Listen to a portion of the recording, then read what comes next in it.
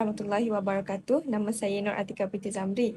Hari ini saya dan kawan-kawan akan membentangkan kertas kerja konsep CTU 552 kami yang bertajuk Penggunaan Teknologi Digital dalam Kalangan Remaja pada Masa Kini. Dalam era moden kini, teknologi digital merupakan salah satu daripada keperluan harian dalam kehidupan setiap individu. Kewujudan teknologi digital yang mudah didapati dan mudah diakses di mana-mana sahaja membuatkan masyarakat sentiasa mendapatkan maklumat hanya di hujung jari mereka. Teknologi digital merupakan salah satu peluang yang sangat pesat bagi setiap negara untuk menunjukkan kemajuan negara mereka. Namun tidak dinafikan lagi, era digitalisasi ini tertanam luas bagi kegunaan manusia untuk memudahkan harian mereka. Teknologi digital yang canggih ini membawa dampak yang positif, namun ia juga mempunyai impak yang negatif.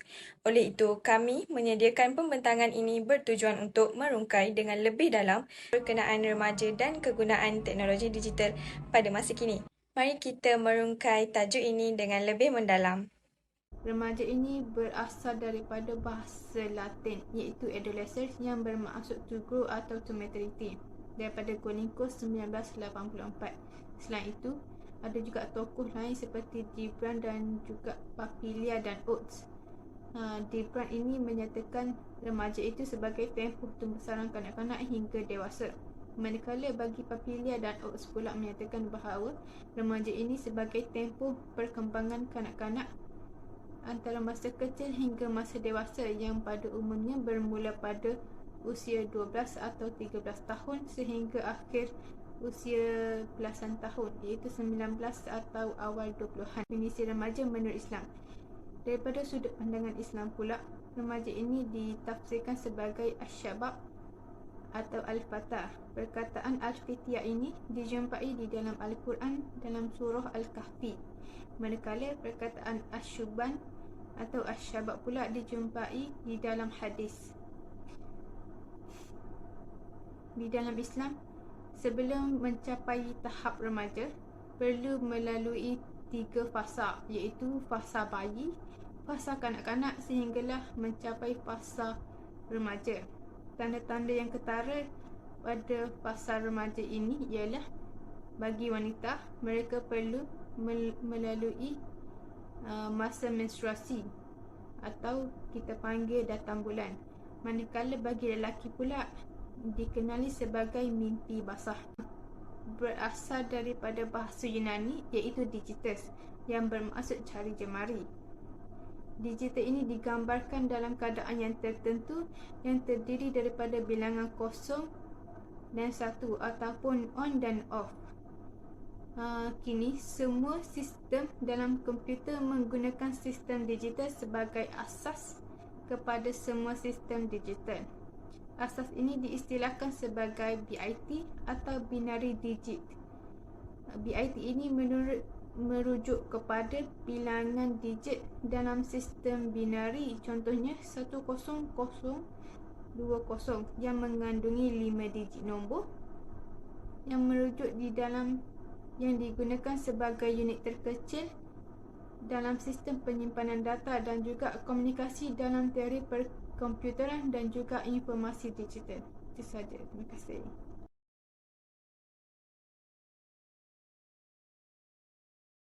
Hai, Assalamualaikum warahmatullahi wabarakatuh. Nama saya Nur Atika Binti Zamri. Kita beralih kepada 2.4 iaitu perkembangan personaliti menurut Islam. Dalam agama Islam, kematangan manusia boleh dipecahkan kepada 3 jenis pecahan iaitu 7 tahun pertama, 7 tahun kedua dan 7 tahun ketiga. Mari kita beralih kepada slide seterusnya untuk mengetahui dengan lebih lanjut 3 jenis pecahan ini. 7 tahun pertama didefinisikan sebagai peringkat kanak-kanak yang mana berumur antara 1 hingga 7 tahun. Dalam hadis Rasulullah SAW ada menyatakan bahawa ketika seorang anak itu berusia 7 tahun, maka seseorang anak itu ialah tuan. Kemudian pada 7 tahun kedua, seseorang anak itu dipanggil sebagai budak, manakala 7 tahun ketiga, seseorang anak itu dipanggil sebagai wazir.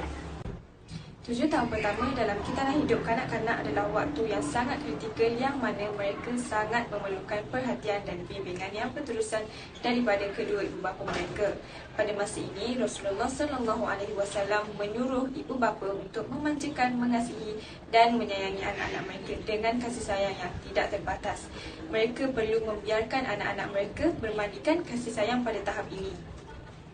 Sepanjang tempoh tersebut, yang mana seseorang kanak-kanak itu perlu diterapkan elemen dan nilai-nilai murni bagi mereka membentuk kefahaman agama, sasiah dan personaliti diri. Ibu bapa perlulah bertanggungjawab dan menerapkan nilai-nilai murni yang secukupnya kepada anak-anak mereka bagi anak-anak mereka boleh mengenali personaliti dan sasiah diri mereka.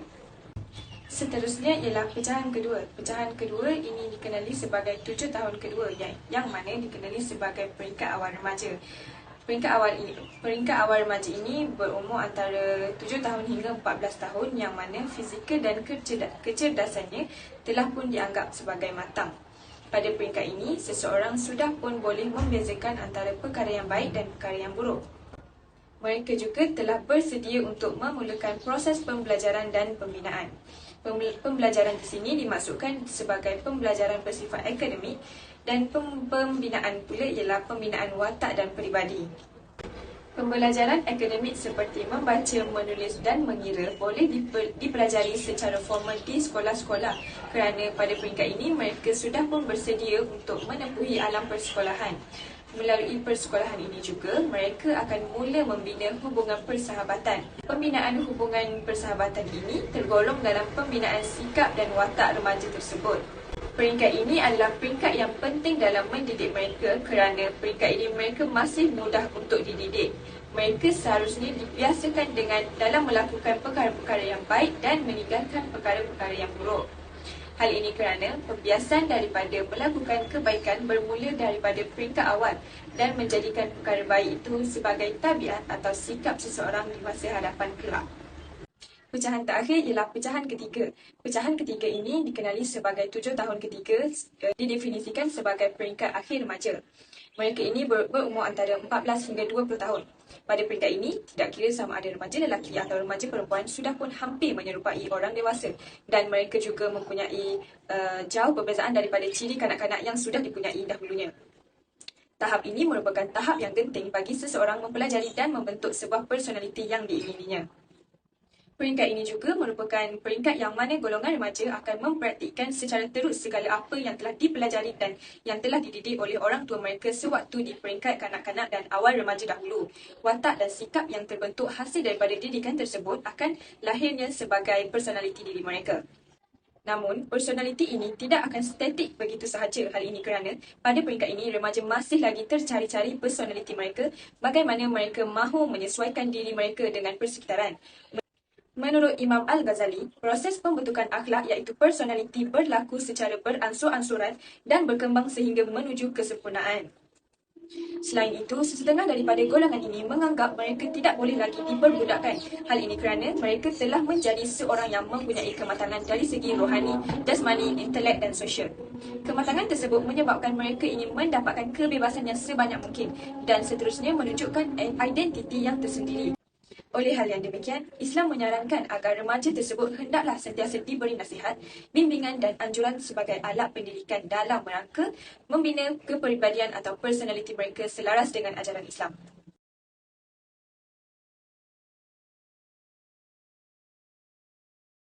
Assalamualaikum, nama saya Nurul Izzati binti Muhammad. Hari ini saya akan membentangkan tajuk kegunaan teknologi digital bagi remaja. Poin yang pertama ialah dapat meningkatkan pengetahuan am dalam kalangan para remaja. Hal ini dikatakan demikian kerana generasi muda tidak gemar atau ambil peduli terhadap isu-isu semasa atau maklumat terkini kerana mereka lebih gemar bermain permainan video dan leka dengan rancangan-rancangan hiburan. Tambahan pula, dengan perkembangan teknologi digital seperti media sosial, segala maklumat boleh diperoleh dengan pantas tanpa mengira sempadan waktu dan tempat. Poin yang kedua ialah dapat membantu memperkasakan kemahiran diri golongan remaja. Dalam mendepani arus modernisasi hari ini, kebanyakan di antara kita, terutamanya para remaja, harus menguasai lebih daripada satu kemahiran untuk kekal relevan dalam apa jua bidang pekerjaan. Hal ini kerana skop pekerjaan yang ditawarkan pada masa kini memerlukan pekerja yang berkemahiran tinggi untuk memenuhi ekspektasi pelanggan. Contohnya kemahiran berkomunikasi dan sebagainya.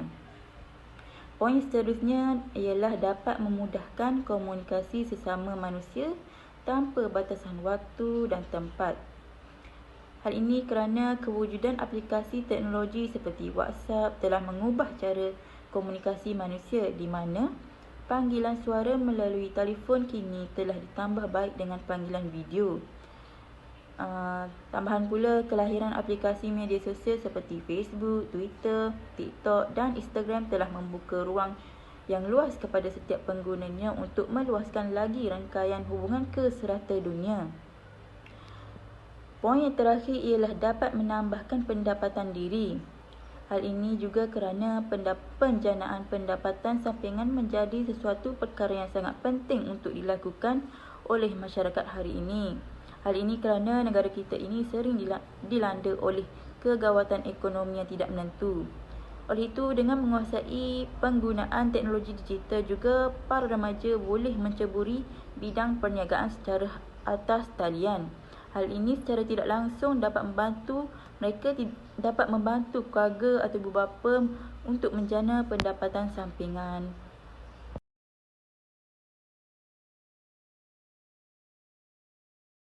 Saya, Nurul Fahana, akan meneruskan perbincangan ini tentang kesan penggunaan digital dalam kalangan remaja masa kini. Kesan pertama boleh dilihat dari segi perkembangan fizikal, contohnya berat badan yang tidak seimbang.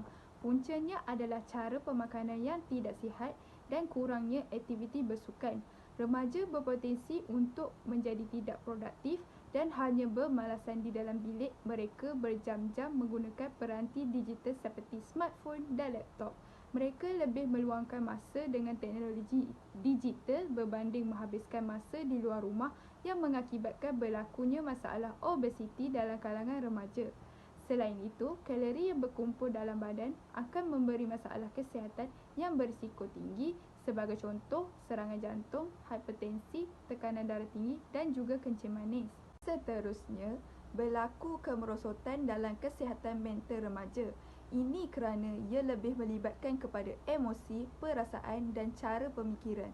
Biasanya, sumber masalah ini ialah kekurangan rehat atau tidur.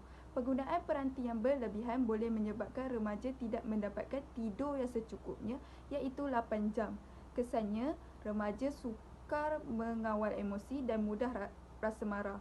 Selain itu, keburukan boleh terjadi akibat meluangkan masa secara berlebihan pada media sosial. Terdapat remaja yang mempunyai masalah kurang keyakinan diri dan membawa kepada obsesi dalam mencari kesempurnaan hidup untuk dipamerkan, yang membawa kepada harapan yang tinggi. Dari situ, remaja akan mengalami gangguan emosi seperti sedih, kecewa dan marah hingga melakukan sesuatu yang boleh merugikan diri sendiri. Selain itu, dari segi komunikasi dan sosial, penggunaan digital telah mewujudkan risiko dalam peningkatan dalam komunikasi bagi remaja. Ini kerana mereka lebih suka meluangkan masa dan berinteraksi dengan peranti pintar, yang menyebabkan kemahiran sosial remaja terjejas kerana mereka lebih aktif di alam maya dan tidak secara fizikal. Contohnya, interaksi dan aktiviti sosial bersama orang terdekat berkurangan. Pada masa kini, remaja kurang berinteraksi dengan keluarga kerana ralik dengan peranti dan laptop. Ini menyebabkan ikatan hubungan antara remaja dan juga ibu bapa terjejas kerana tiada aktiviti bersama. Terakhir, dari segi akademik, tahap intelek remaja akan menentukan maju dan mundurnya sesebuah negara pada masa depan. Anak muda masa kini gemar meluangkan masa lapang di hadapan skrin peranti bagi mencari hiburan. Sekiranya tidak diatasi dengan baik, ia akan menjadi kesan buruk kepada sistem pembelajaran. Ada kes di mana pelajar sekolah sanggup memonteng demi mengunjungi cyber cafe. Mereka akan tertinggal dalam pembelajaran lalu menyebabkan prestasi pencapaian akademik terganggu. Penggunaan digital yang terlalu kerap juga membuatkan mereka tidak dapat menumpukan perhatian sepenuhnya kepada kerja sekolah.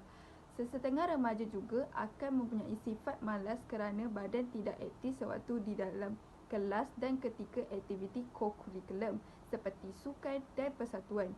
Ini akan merosotkan prestasi mereka dalam co-curriculum dan juga kurikulum.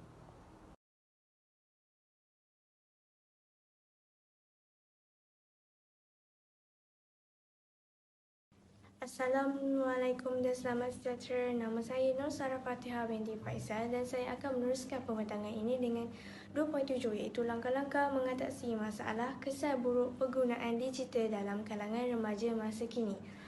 Antara langkah-langkahnya ialah bermula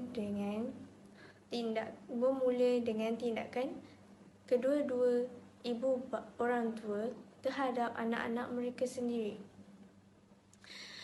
Ibu bapa perlu bersedar bahawa anak muda zaman sekarang lebih maju berbanding anak muda pada era dahulu dan perkembangan ini telah menjadi sebahagian kehidupan mereka. Oleh itu, ibu bapa perlulah lebih tegas dalam menerangi masalah ini dengan sentiasa mengawasi anak-anak dalam penggunaan digital bagi memastikan mereka menggunakan untuk perkara yang melibatkan akademik dan bersesuaian.